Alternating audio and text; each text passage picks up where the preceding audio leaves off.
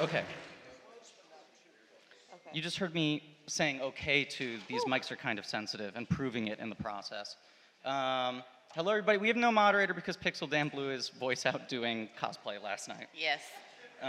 So we're going to try to moderate each other, which thankfully is a thing that we have some experience doing. But Just a little. Bear with us here, because we're all going to go on a learning experience. Figure out what is a We're going to go on a journey self-sustaining together this panel morning. like, an unmoderated panel. I'm Griffin Newman. I play Orko on MOTU Revelation. I'll pause for the clapping. Yeah. And I am Tiffany Smith, and I voice Andra on Master of the Universe Revelation. Thanks, you guys. First, I just want to say I'm so excited about everybody showing up this morning because I know that yesterday was a long day. I'm sure you guys were all here, and then coming at 10:30 this morning, I love seeing all your faces here this morning. I love it so much. Especially Sunday morning, like I was terrified that no one would show up. Because sleeping is such a good option. It really is. is. It's so good. So the fact that you chose this over sleep means a tremendous amount to us. Yeah. It's been quite an experience. I'm a longtime MOTU fan, and I think we're going to start there talking about this. But I've always, like, from afar, wanted to come here as a fan, and then 2019, is that right? Yes. I was like on the fence. Because 2019 was when the panel happened here where the show was announced, right? Yes, yeah. And I think at that point... Were you here for that? Who was here for that? I'm curious, raise your hand. Yeah. Okay, so an overwhelming majority. Love it. So I was watching that, I guess it wasn't live streamed, but it was put on YouTube later. Well, I remember seeing pictures because I knew some of the writers from other projects, so I saw them posting that they were here and announced it, and it was so exciting. And I don't even think at that time the audition process had started. I don't think. I might be misremembering, but I feel like I had started the process. Well, let's We jump can in there. talk about Let's this. We can jump talk in about there. this. Because both you and I, it should be said, actively sought this out. Like, specifically wanted to do this, and were kind of investigating as many angles as we could to get people to pay attention to our audition tapes. So for mine, I'll give you guys a little bit of background on voiceover and acting in that space for me. So I started out hosting and being in the geek space. I did stuff for DC and Marvel and all that kind of stuff, and did some one-off kind of video game voiceover, but never really a full series. And so I started getting more and more excited about it, and then this audition opportunity came up, and I was like, oh my gosh, I'm gonna do everything that I possibly can, because I grew up watching the show. I still have my action figures from when I was younger, and there's definitely a photo of me from first or second grade, and I'm holding... You posted it a couple times, right? Yeah. And isn't there one with you, like, with a shirt as well? Well, I love shopping for vintage t-shirts, so anybody who has an eBay store that has vintage MOTU t-shirts, I've probably trolled your site. Not trolled, but like definitely gone through everything. I'm like, I want this one, because I have probably like 7 or 8 different vintage ones, which I'm obsessed with. But yeah, so I definitely did photo shoots with those prior to booking the show. So I auditioned, and it was one of those things where in voiceover, and especially for shows that are high profile, and I don't know about your experience, but they'll send you sides and you have no idea what character it is. You don't know if it's a part of an actual episode. You don't know if it's even lines that your character will say. Yeah. It's just kind of like, here, say this. They want to get a vibe of who you are as an actor doing voiceover. And so it's like you do the lines, and there's definitely some stuff where it's like, now looking back, I'm like, the lines that I had were not from any episodes we did. Yeah. It's. So. I mean, I remember I auditioned for it is the most recent, the live-action Ninja Turtles movies, when those happened like a decade ago. I got bizarrely close to playing Michelangelo, and until it went up to the higher levels of the studio, and they went like, what are you talking about? No, get out of here. But I had maybe the weirdest audition tape of all time, that people humored until they were like, we have to sell bathing suits. Absolutely not. But... they sent those sides in. Wait, are you saying that your voice doesn't sell bathing suits? Is that what's happening? I'll just give the absolute quickest version of this story. Okay. But they, Because I mean, like a decade just being a struggling actor trying to make any sort of mark, you know, and you're mostly auditioning for these little parts, and then when a big thing comes up like that, it's like weird, but that felt like this weird confluence of like, oh, they don't necessarily want famous people because all the money is going to be spent on the CGI. And their thing was like, we have this idea that the turtles are all totally different sizes now. We want Mikey to be really short. And I was like, I'm really short. But it was also bizarre because it's motion it doesn't matter how tall anyone is. So it was like they're casting just for height, but then they're going to completely paint them over with a turtle. So I got this audition side, and it was called Untitled Four Brothers Project. I mean, talking about what you were saying. You never know what you're, half the time you don't even know what you're auditioning for. Right, so it was Untitled Four Brothers Project, and I was like, interesting, what's this? And then I read it, and the four characters' names are Ralph, Michael, Donald. Okay. And I was like, you guys can't hide this anymore. Yeah, you're like, I think I have an idea what I'm auditioning for. Right, and then the first line of dialogue was like, you let her into the sewer? Yeah. And I was like, come on, guys, like, what is this? But my brother is like a very little guy like me, but he was like very rowdy. He was a jock unlike me, and he had so much energy that he would always like in his downtime be like miming playing sports against other people. That's how he would entertain himself. Like I thought you were gonna say like miming, like fighting, but you're like playing sports. I don't really understand what miming. I mean, he would like shadow box and stuff, but he would also be like playing defense against like people who weren't there when he was a little kid, and they were like, Mikey's got this like Napoleon complex in this bad version of the movie that we've already forgotten. But they were like, he's like really rowdy and he wants everyone to take him seriously as a ninja, and they don't. So I was like, I'll do that. I'll be like. He's fighting ninjas that aren't there while his brothers are talking to him, right? Because I was just like, they're never going to cast me, whatever. I'll just, whatever, and then I'll go get lunch. Like, went in and did this thing, and then they called me back, and they were just like, the director flipped out. He loved what you were doing. He wants to talk to you. And I was like, oh, okay. And they're like, they're flying you to Hollywood. You're going to sign the contract. They're going to bring you in with the 5 other guys, and they're going to pick which 4 of you get to be the dudes. Competition. And I called the director and I was like, or I called the casting agent and I was like, what exactly did the director respond to? Because I don't understand why he liked that. And he was like, he really liked the methy vibe you had. And I said, method vibe? Like method actor? And they went, no, like you were like on meth and hallucinating.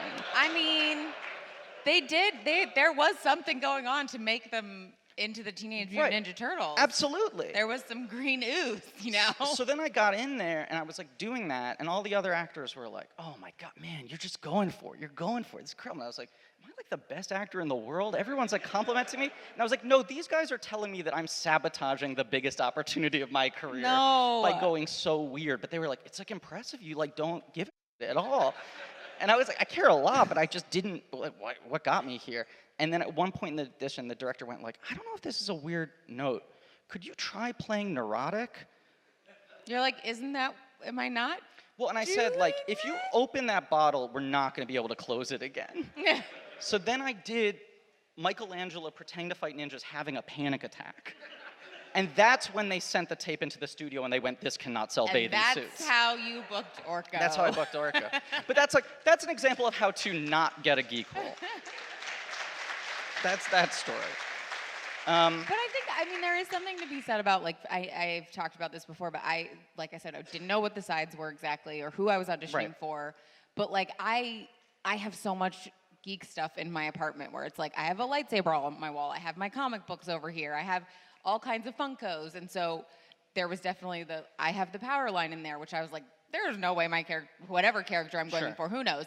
But, like, when you practice saying that line, if you're a fan, which all of you guys are, it's so awkward when you just do it with your bare hands, when you're like, I have the power. So I pulled my lightsaber off the wall. I used that, and I definitely turned it on at the end. So it was like, I have the power. And I was like, well, I'm just going to leave it at the end, because either they're going to be like, she is the biggest dork ever. Yeah.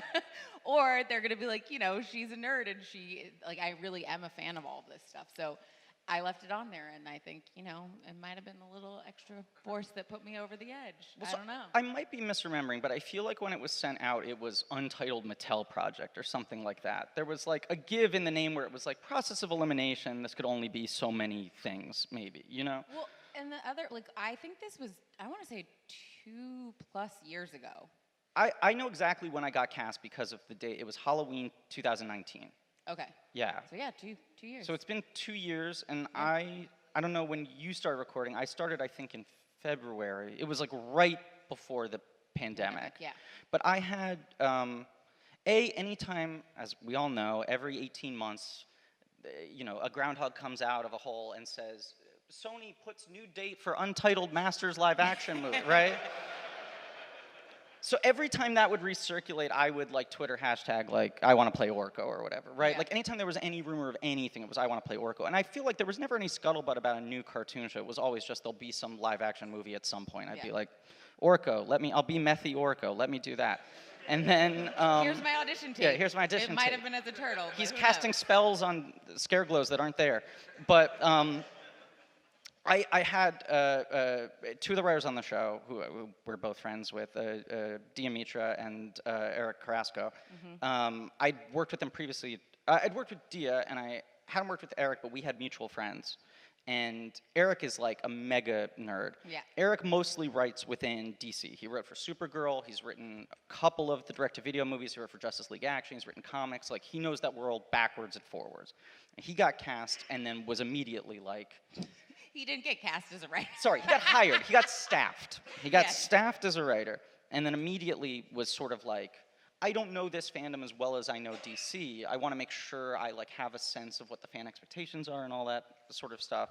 So our mutual friend put him in touch with me and was like, Griffin has all these action figures. Just talk to him about this stuff. And so he called me and was like, yeah, it's like a new He-Man show, and Kevin Smith's doing it and all this. And I was just like, what?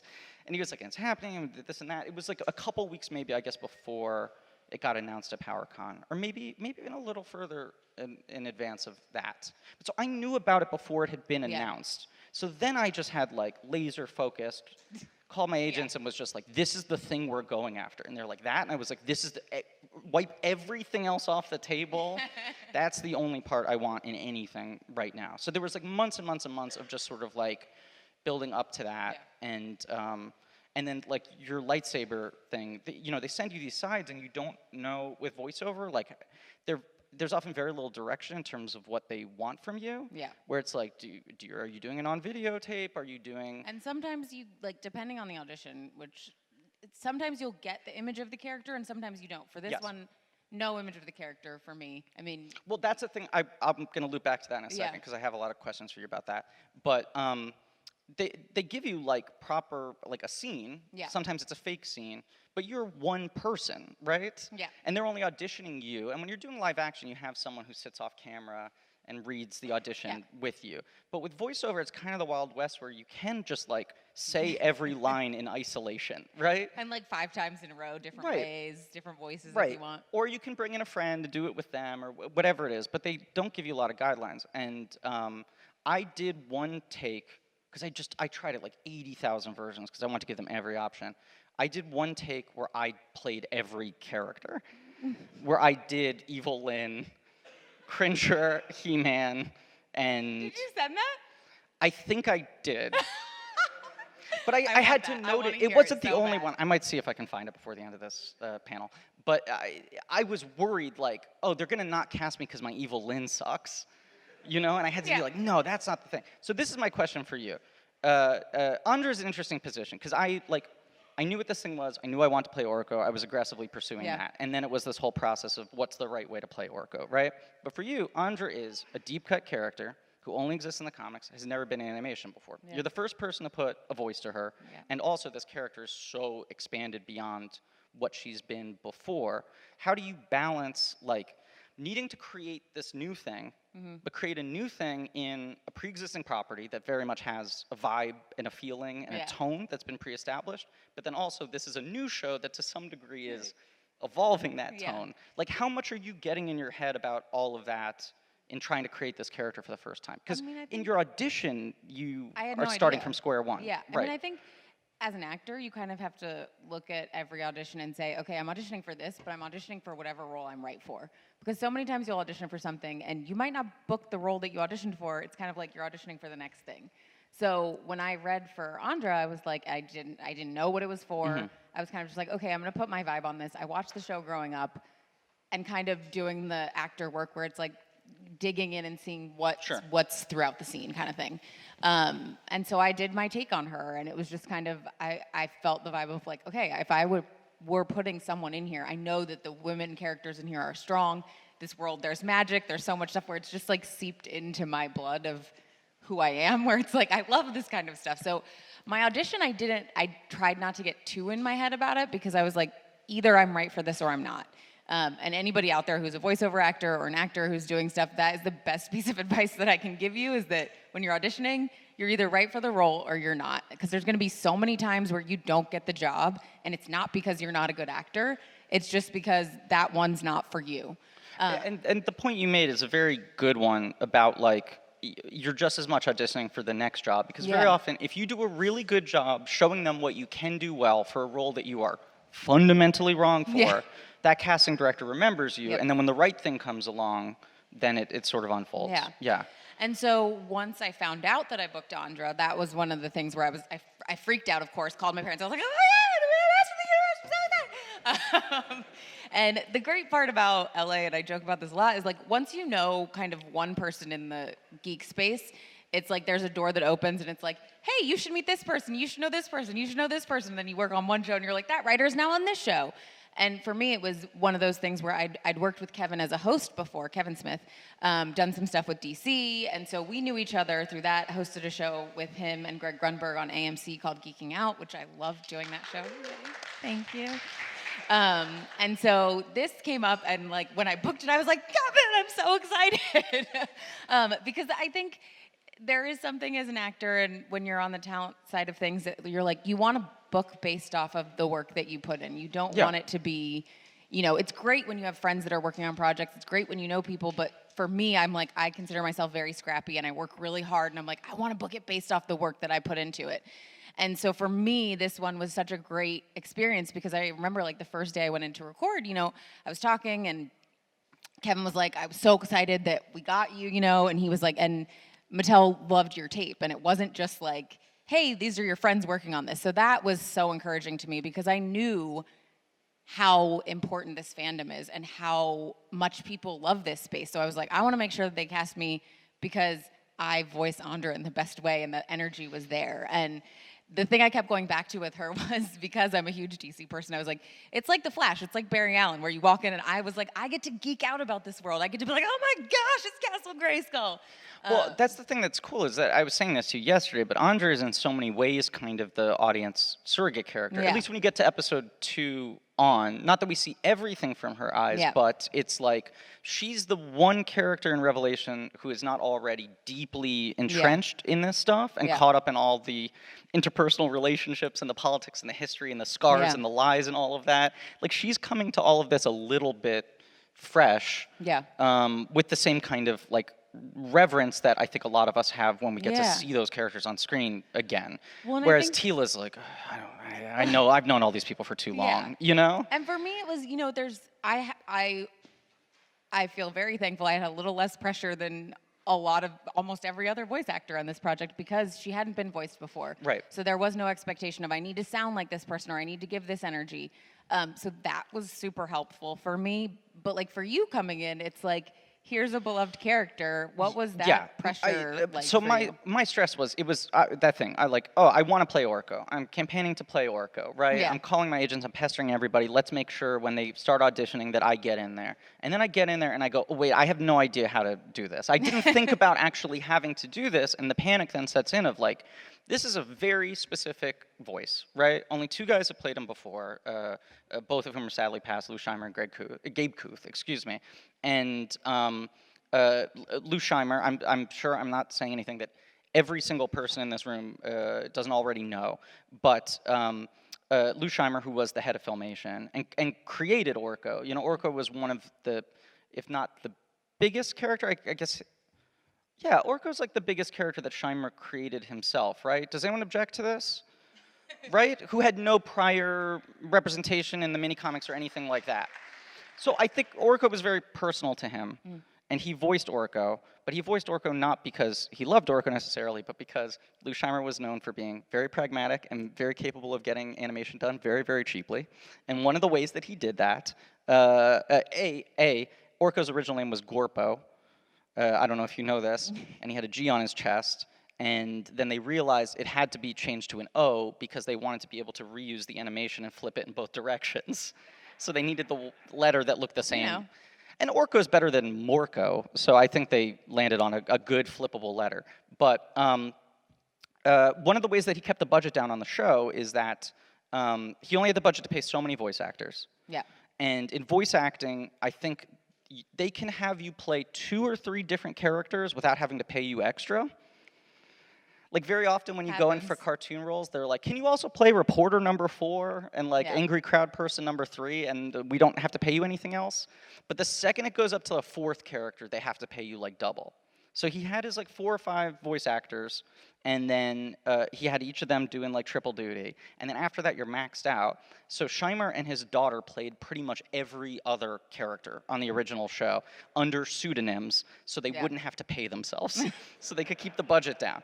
But Orko was the biggest one he played, and the one that was apparently his favorite, but it's also product of necessity. This guy's doing 8,000 voices per episode, right? You have to make them all sound different. I think Orko's voice modulation, you know, the sort of Orko auto-tune, as I call it, probably came out of some practicality of like, well, this is a way to automatically make it sound different than every other background guy I have to play in an episode. But it then makes it a hard thing to replicate because I went searching so hard to try to find, and I couldn't find any out there. And if anyone has access or has ever seen this or heard this, please find some way to send it to me. But I wanted to see if I could find any footage of Scheimer doing Orko, how it sounded into the mic before they right, because I was trying to figure out, like, it's reverse engineering. What is the emotionality, what is the tone of voice he's doing that's letting it come out the other side like this? And you know, I downloaded all these different filters on my phone to try, like, is it chipmunk? No. Is it like little boy? No. Do I speed it up? Do I slow it down? Like, what is it? And I wanted to send in tape that sounded as much like that as possible. Weirdly, in doing that, I found that the voice I had to do to get it to modulate properly was like talking like a baritone like this and being like, He-Man, come on, I don't got a good idea about that. I mean, now I'm playing it up and doing, it wasn't the accent, but it was like, He-Man, come on. And then if I sped it up, hey, He-Man, come on, whatever. But that felt weird. It's hard to act when you're like, I know what this character looks like, I know what he sounds like, I'm reading these lines and they're coming out like this. You don't feel emotionally connected to it. So I did that filtered take, I did my bad take where I played every character, and I did the take where I said, let me see how close I can get it with my real voice, and I'll send those 3 things in. And then they cast me, and I had known that their intention was like, we want to do the exact same process on it that we did on the original cartoon, so it'll sound the same way. So just worry about performance, your own voice, and then they'll nudge it later. But the more I worked on it, because I maybe had 2 or 3 months between when I got the part and when we started recording, the more I worked on it, I was like, I want to see how close I can get there myself. On your own. Yeah, and it's also, at this point now I'm reading scripts. When I'm auditioning, I don't have them. And so I'm reading them and I'm seeing like, oh, they have a real emotional arc for Orko here. There's a lot more he needs to express than he has before. Which also leads to like why his eyes are now bigger and, you know, have the irises and all of that, because it's more like expressive. Right, because Orko really just has his eyes and his voice. You know, he doesn't have other facial features. So there's a lot you have to sort of like push through there. And I found that whatever the process they used on the original cartoon, there is this thing, and I think it's just early rudimentary 80s auto-tuning. Every line kind of had the exact same rhythm, right? It like, like they all go up at the end, right? But if you're going to start with episode 1, here's Orko, he's in the palace, he's messing up magic tricks, he's putting Cringer in a bubble, it's classic, right? And then episode 3, when he comes back and he's weak and he's sort of like lost his joie de vivre, if you will, you know? You have to be able to play the more muted version of him, and you have to play the strength for when he actually comes into his power and goes up against Scareglow and all that sort of stuff. So it's like, you have to break it a little bit from what it's been before, because you need to leave the room for expansion. That journey yet. Like, we hadn't seen a lot of that stuff from Orko, like what we get to see in Revelation, which I loved. I mean, I think the Orko stuff I cheered up watching it, like getting to see the emotion of stuff that was going on, which like is a total testament to your performance. And that's something too that I think we should get a little bit into, is that like we all didn't get to record together, and that's a normal thing for voiceover generally. But we met for the first time yesterday. Yeah, we met for the first time yesterday. But especially for this one, because it was during the pandemic and COVID, and we really didn't get to record together. I mean, even for, Sarah Michelle Gellar and I, Tila and Andra, that relationship, the first time we met was over Zoom for the press conferences, like press days.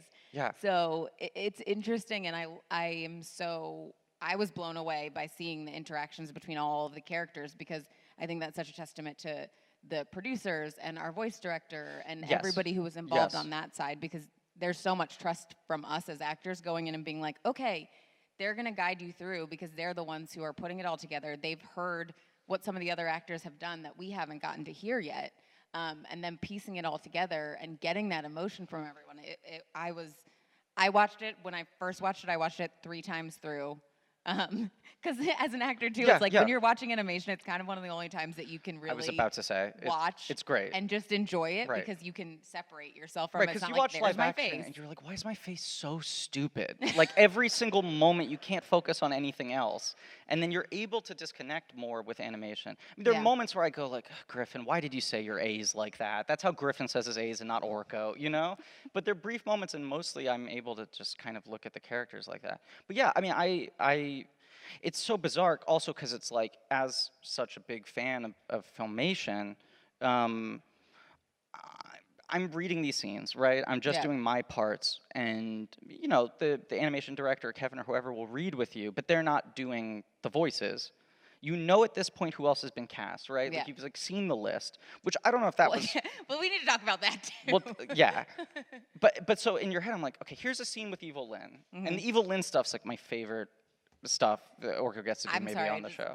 The animation that Powerhouse did with the taking off the helmet and the hair blowing in the wind, I was like, why is she like the most beautiful Evil Lynn I've ever seen in my whole life? But like I read that and was like, oh, Lena Headey, she's gonna kill this and that, but I don't know what she's gonna sound like. I'm not playing off of her. I'm playing one end of a sort of back and forth, and then I watch it when it comes out, and I go like, God, we're so good together. Our chemistry is amazing. I'm like, she has no idea who I am. We haven't met. We've had no conversation, but I'm like, no, we really got a good thing going. Yes, that was a thing, because you audition Isolation, and you don't know who else is going to get cast, who else is in the running or anything like that. I didn't know the cast until everyone learned the cast. I did not know that every other person in the cast was going to be hypo-famous. I mean, the day that, and I can't remember when it was, but it was like the list came out of the casting. It was Valentine's Day. I remember it as well because it was a holiday. I was cast on Halloween, Valentine's Day. I remember the list came out, and I was like, oh my gosh. Like, and it's one of those things where I'm very much about, speaking out into the world the things I want to do. And so I'm like, I don't want to be like, everyone's going to read this and be like, who's that girl? But I was like, they're going to read this list and be like, Mark Hamill, Lena Headey, Sarah Michelle Gellar, Tiffany Smith. And I'm like, all my friends and family, like, stop saying that. I'm like, okay. But still, like, I'm blown away by the level of talent that is on this show. And I think that's what comes across on the show. It's like, the voice talent is so incredible. And every single person, this is what I love so much too, is that every person put their 120% in. I mean, we all worked so hard on this, and then it's like, then you get the music in, and then you get the animation in, and Bear's score is, I mean, it's so beautiful. I've listened to that over and over and over again as well, and so it's just one of those things where it actually, I think it helped me to be like, okay, not that I wasn't already wanting to put in 1,000,000%, but I was like, if these are the people that I'm with, I will not be the weak link. I will not be the person that's in there that they're like, yeah, she just sounds exactly like her. Like, it's just Tiffany talking. Sure. I was still convinced I was going to be the weak link. I can't get that stuff out of my head. But that's also Orko spirit. Yeah. I mean, that's always the thing I loved about Orko. Is that it's the thing I love about Fozzie Bear, who's maybe my favorite character in all of fictional media. But the person who so fundamentally wants to do this thing, and they never get it right, And there's this very earnest, like, I really think this time it's gonna work. Yeah. You know? And then when it fails, there's not a bravado, there's a vulnerability. I loved that Orko always has those moments where it's like, I guess I shouldn't have tried, or whatever the thing is. Sorry, you're getting early morning Orko. This is 1 cup of coffee Orko voice. It's still scratchy. But yes, that stuff I loved. It was, I don't know, I think I would have been daunted auditioning knowing who they were going after. Yeah, I can't, as an actor, I cannot think about that kind of stuff. No. Only to the extent that it helps if you know, sometimes when you're auditioning for live action, you're like, I know what this person does generally as an actor, like what their performance vibe is. So you can kind of play yours off of like imagining what they would do. But for voiceover, I mean, we could go off of watching the old series and know the original series and knowing what that looked like. But I also knew there was going to be updates and changes and, bringing it into 2020, 2021 vibe. So you didn't want to go 100% based off of that. No, and I think you watch the show and there's an interesting variation of people who are sort of making things their own, people who are doing more filmation, who are doing more of this. I mean, it's not just filmation. There's 2000X. There's like all these different eras of things, and all the puzzle pieces fit together in an interesting way. I'll give credit here to a friend, but my buddy John Hodgman, who I worked with on a show called The Tick, who most famously I think is known as the PC guy in the Mac versus PC commercials. He got an email to audition for Orko and showed it to me, and I was like, well, now they're gonna, either you're gonna get it, or now I know they're going to people who have been, famous for 15 I'm just laughing years. because it's like you say things and do things, and I'm like, yep, that's Orko there. Right. You're like, well, there you go. There you go. I'll never be Orko. It's getting better. But I saw that, and I was like, either they're gonna cast him, or they're gonna cast someone even more famous than him. And he was like, oh, I'm not going up for it. And I went, really? But yeah, no, this is like, you've been losing your mind about this thing for 6 months. You think I'm going to go up for it? No, absolutely, go ahead. Which was incredibly sweet. And to everyone else who still auditioned, I have my eyes on you. No, I don't know, whatever, it's fine. But yes, it is a bizarre thing. And yes, and it was sort of a mind blower then to be like, I can't believe I made it here if Mark Hamill's playing Skeletor, Well, and I think too, like yesterday was the first day that I saw the Andra action figure, and I know there were some people there. Lucky. Thank you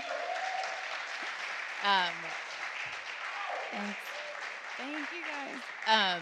And there were, people standing by while I looked at it, and I was like, I cheered up because honestly, like, it's such a weird and wonderful experience when you audition for something and you know how special it is to you, and then getting to see other people experience that and enjoy it along with you, and hopefully enjoy it as much as you or the people who put it together did, and then getting to see the action figure where it's like, for me, I'm multiracial, and so watching animation growing up, there weren't a ton of characters that I was like, she looks like me. And so getting to have that experience now where it's like, having families come up with kids who look similar to me or haven't gotten to see someone that looks like them on a series, or just being like, oh, I just love seeing like a badass woman in there kind of vibe. It's just, I revert to being little Tiffany that's like, I get tears in my eyes. It's just like, I'm so thankful that I get to be a part of this world and get to be at PowerCon with all of you guys and celebrating, and like, it's just, it sounds cheesy, but it's like, it's genuinely true. Like, literally, I'm gonna stop because I'm going to go.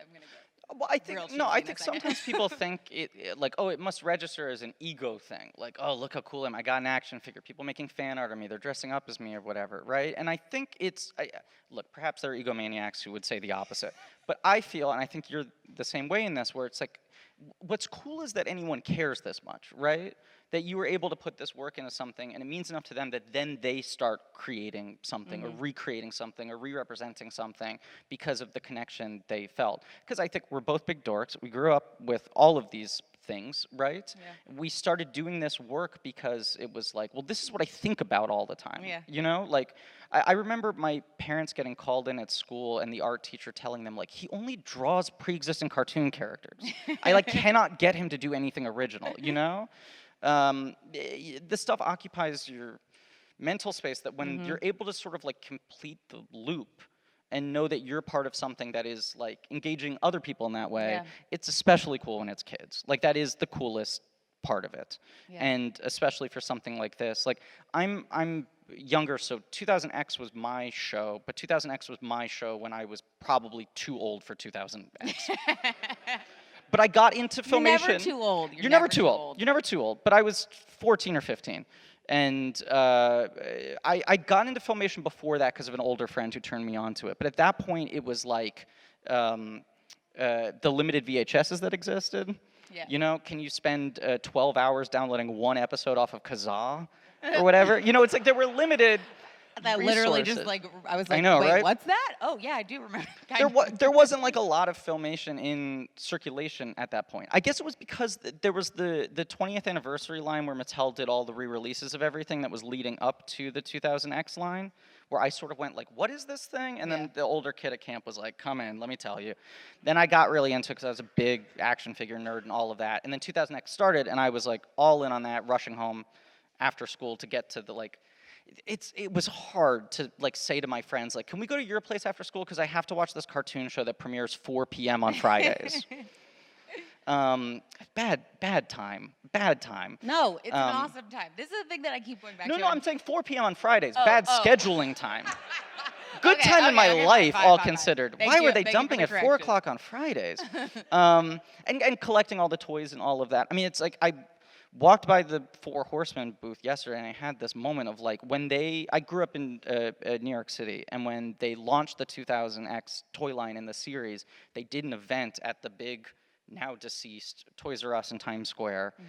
I show more reverence for Toys R Us being dead than my relatives who have passed. It shows you all of my priorities in life. But they built like a Castle Grayskull in the Times Square Toys R Us, and the Four Horsemen were there, and it was like the first release of all the figures, and they had like a first day sticker, and you could get them to sign it and whatever. And like I couldn't find them. I tried to find them for this panel, but I like went to that after school as like a 14-year-old and like held up the sword and like I still have my like first release He-Man figure signed by the Four Horsemen, and then to be like, oh, I'm like part of this thing now? That's bizarre, because when I don't know if you felt this way, but this is probably my Orko brain speaking, my like inferiority complex, but like I take it very seriously. I work really hard. I feel the pressure of like, I'm a fan. I would be disappointed if I felt like the guy who played Orko dropped the ball or whatever. But also so much of the time when I'm working on it, it doesn't register as being real. It just feels like, well, I'm just like doing an impression of the guy. You know, I'm trying really hard, but this is like fan fiction or something. This can't be like canonically, because the thing that I love, I'm not a part of. You know, the mere fact that I'm involved feels like somehow that's invalidating it, because it's like, no, I look at MOTU. That's like over here. If I'm in it, then it's a weird dream, you know? Then it's like an odd, like, why are you sticking out like that? But it is very bizarre to like be someone who would watch these panels online, look at the photos here at PowerCon, but go like, oh, I want to be here someday, and then now be here 10 years later in this seat is strange. Yeah. It's very strange. It's awesome, though.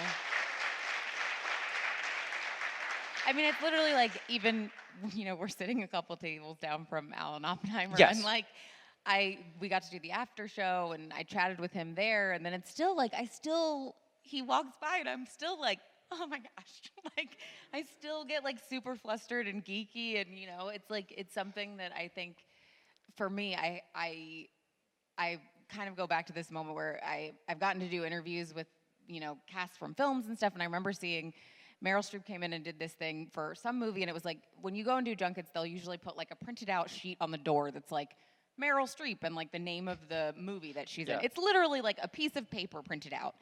And she was walking in and she was like, make sure we get that. I want to keep that. And I was like, that's something for me that I'm like, I never want to lose that excitement about any project that I'm a part of, because it's every single one feels like it's such a gift, and I feel so lucky that I get to do what I love, and I feel so lucky that I get to be a part of, you know, genre stuff that I grew up watching or that I dreamed about being a part of, where it's like I said, I'm holding an action figure in a photo, and my mom joked with me, she's like, I guess you knew you wanted to do this when you were that young, and now here you are. I mean, talking about, like, I'm, like, oh, yes, applause break, absolutely, absolutely. But I was just going to say, talking at the Meryl Streep thing, it's like, I'm taking this home, you know? Like, I've kept every single placard from any panel I've ever done, because it still does feel like a pinch me thing. I mean, you and I have weird overlaps in that we've done like live action stuff, we've done animation stuff more and more now, and then we Kind of both. hosting, moderating space. Right. Like I have a podcast that's increasingly become a weird disproportionate amount of my life, but that's about movies, and then that leads to me going on other podcasts more as sort of just like a cultural commentator or whatever. And then I've moderated a lot of panels and I've interviewed people for things and this and that, and you've done infinitely more of that than I have. But it's an odd zone to be in when you're jumping between all these things where you're like, I'm earnestly a fan. I'm here functioning as a conduit for the more famous, iconic people, right? These huge things, you know, these big properties, these big brands to sort of like help communicate that to people. And then sometimes I'm inside of the thing proper. They're odd things to jump between. Yeah. You know? Yeah. I think that, like, for me, what's awesome is that you getting to be on different sides of it. This is a weird comparison, but I went to school for broadcast journalism, and our last semester of our senior year, you have to do every position on a newscast. And I value that so much because I was like, there's certain positions that I'm like, I'm awful at this and I don't want to do this job. I can't do it. And there's other times where it's like, it helps me to appreciate how much work goes into everything, that everyone needs to be at the top of their game to make something come together so beautifully. And I think that for me, getting to be in different parts of the industry has helped so much because it's like, I know what it feels like now to be an actor on set when someone comes to interview you and you're trying to like balance it and you want to be available and present for them, but also you're like, I'm about to go do this scene that's like a lot for me, or being the fan and talking to someone where it's like, I'm so excited to interview somebody. So I think that I feel very thankful that I get to have that experience in my mind and remind myself, and I know what it feels like to be the person interviewing the person on the other side, and just to be the fan where it's like I still geek out about stuff. I try to keep it as internal as I can when I'm doing the interviews. You have to hold it down. Yeah. No, but it is, I mean, that perspective I think is important, and I also feel like the two real examples are this and the Tick series I did for Amazon, where that's also more of a cult thing, but is a thing that has existed for 35 some odd years at this point, and has had multiple permutations, and people are very connected to, and all that sort of stuff. Yeah. And in both cases, I was a rabid fan of the things before I got the audition, to a degree that I felt overcome with anxiety about it and everything. But I do find that it's helpful to, there are things you audition for sometimes where you're just like, I don't know why anyone would like this, right? And you're like, if they hire me, I don't know, I guess I crossed that bridge, but like, I wouldn't watch this thing, And then there's something like this where you go like, well, not only would I watch this thing, but I would have very strong opinions about this thing. Yeah. And as I think we all understand. But, I found, especially when a thing has existed for decades, and has existed in multiple permutations, right? And like when the first trailer went up for Revelation, the first comment, because I'm like refreshing everything, right? On the AV Club website, the first comment anyone wrote over. Wait, are you talking about, I need a hero? Yes. I wasn't going to sing it because I can't do what you do. But. I can't do Orko's voice, so I don't know if you guys heard me try and do Skeletor's laugh. So I'm not going to do Orko. I'll just sing a little bit of I Need a Hero. That's fine. The first comment under the trailer on AV Club, like instantaneously, was hard pass from me. He-Man, in my opinion, got ruined the second He-Man stopped being a guy from a cave who got a harness from the Green Goddess. And I was like, that's the earliest point you could tap out, right? And I think that's a valid opinion. I think that's fine. Like, I think when a thing exists with such a tapestry at this point, everyone's going to like different parts of it, different eras, different angles, different characters, different sub-factions, what have you.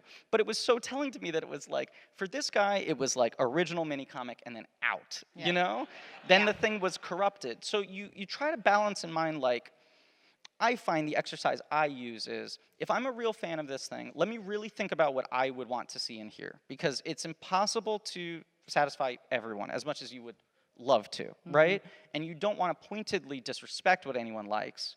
But I think if you spend too much time thinking about trying to strategize and game out what would work, you maybe lose the core of why they hired you in the first place, you know? I think there's a point where it becomes a little bit watered down because you're so concerned about everyone's opinion. Right. And it's so important because it is a fandom and you want to take that in, but also it's like the first time it was created. And again, I'm a huge Lord of the Rings fan and I have an Elvish tattoo, but I'm like, I go back to when those movies were made and I'm like, I read those books almost every year.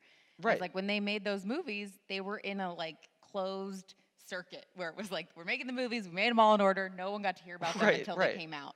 And I think they're so beautifully done. And so I think there's a magic about that where you can kind of keep it. And if you are a fan and you're a creator and you're an artist and you want to make something and your greatest hope is that the fandom and people enjoy it as much as you do. Right. Yeah. And my thing is like,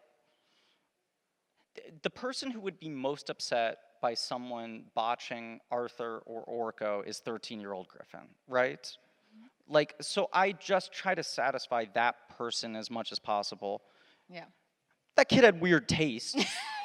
You know? Like, I don't know if it's going to please everyone, but it's the only thing I feel like you can do in that position that's kind of honest. Yeah. And as you said, I mean, it's like, you keep on making jokes about like, well, that's what Orko would say, but I feel like you have this perspective and grace with how you talk about these things that is very similar to sort of like the focused strength and stoicism of Andra. You know, with the energy combined, we both put a lot of work into this, but there is some degree to which you're either going to fundamentally. I put my host hat on. I'm like, we have 3 minutes left. Just so you know. 3 minutes left. You're fundamentally right for the thing or you're not, and then you work to build up the thing on top of it. I will say, just as like the final brag, you know, when I went in for the first recording session, I said to them, like, look, I've been working on it for months.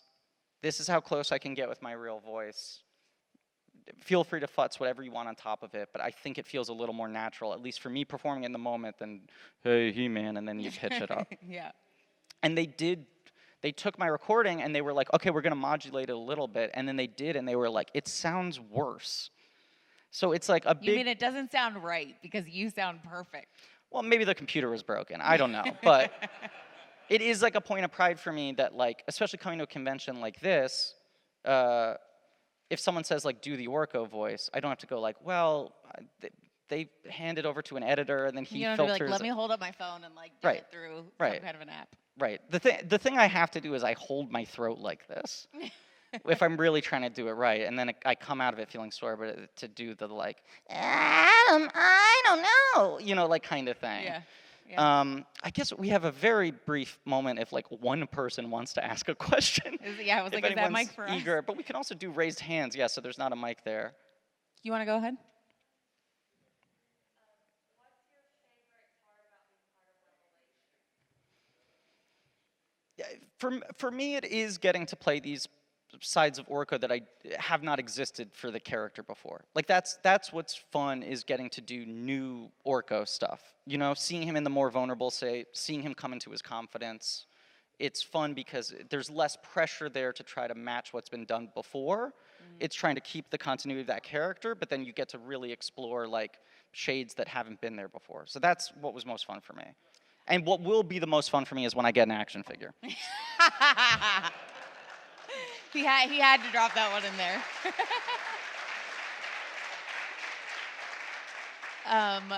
I think for me the most fun parts have been, one, it's like just learning and getting even more experience within the voiceover space and seeing how incredibly gifted voiceover actors are. Because my first session, I got to see Susan Eisenberg and Henry Rollins and Stephen Root do some stuff, and I was just blown away. So that was a really incredible experience. And then the second part of that being my favorite is just literally being here with all of you guys, because it's everyone here is so warm and so kind. And you know, we kind of touched on it that you never know how people are going to react to things, and I'm sure you guys saw both sides of it online and stuff, and so it's just been a really awesome experience. I know we talked a little bit yesterday at the table, so just getting to be here and celebrating MOTU with everybody, that's been a really, really awesome experience. And then I'm not trying to rub it in, but like seeing my action figure is pretty freaking cool. You guys, you have no idea how many impatient DMs I sent to Mattel yesterday. I was just like, Come on, we're on the clock. Do we need to wrap it up? Yes? Yeah. Yes. All right. Thank you all so much for coming out. Thank you guys so much for Really coming. appreciate it. Means a lot. And we'll be back at our table. Yeah. Keep your eyes the out rest for of the the day. next, for Yes. part 2. Part coming 2. Sometime soon. We'll keep you Soon. posted. Soon. Promise you soon. Bye, everybody. Thank you.